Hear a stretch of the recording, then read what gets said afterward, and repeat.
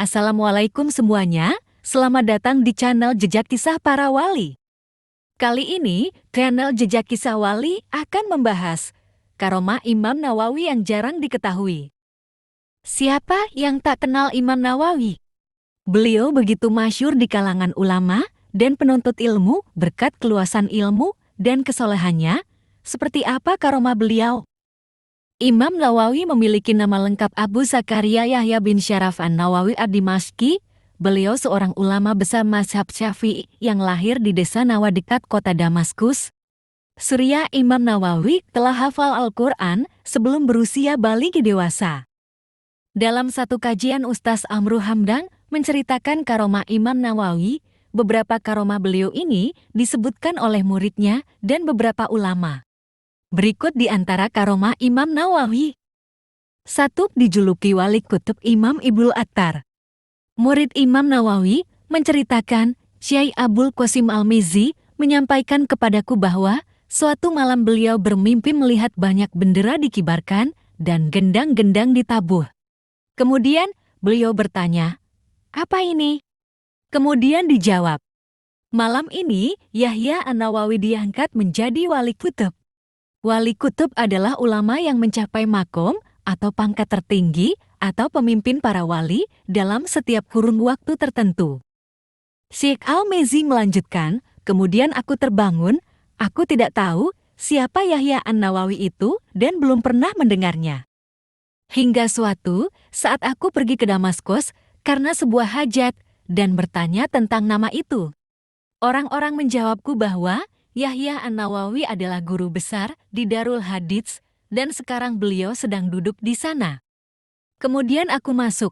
Tatkala Imam Nawawi melihatku, beliau bangkit dari duduknya dan mengarah kepadaku. Beliau mengatakan, 'Sembunyikan apa yang kamu lihat dan jangan ceritakan siapapun.' Kemudian beliau balik ke tempat duduk semula." Sangat masyhur di kalangan para ulama bahwa Imam Nawawi selain seorang alim dan faqih, beliau juga seorang wali Allah yang sangat zuhud dan wara. 2. Gerbang madrasah terbuka sendiri untuk beliau. Imam Suyuti dalam kitab Al-Minhaj al-Sawi fi Tarjamati al-Imam an-Nawawi as-Suyuti menukil kisah dari Syekh Syamsuddin al-Izari bahwa penjaga gerbang madrasah Rawahiyah di Damaskus bercerita, "Suatu malam, saya melihat Imam Nawawi hendak keluar madrasah.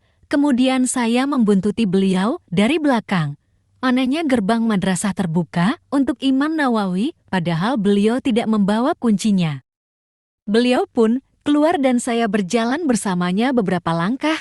Tiba-tiba kami berada di Mekah. Imam Nawawi kemudian beriram, tawaf, dan sa'i hingga pertengahan malam. Setelah itu, beliau balik dan saya masih berjalan di belakangnya. Tiba-tiba kami kembali di Rawahiyah." 3.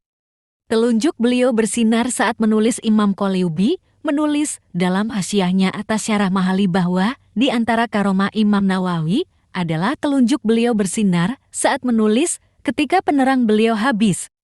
Dan masih banyak lagi, tapi karamah beliau yang terbesar adalah diterimanya setiap karangan beliau oleh umat dari masa ke masa.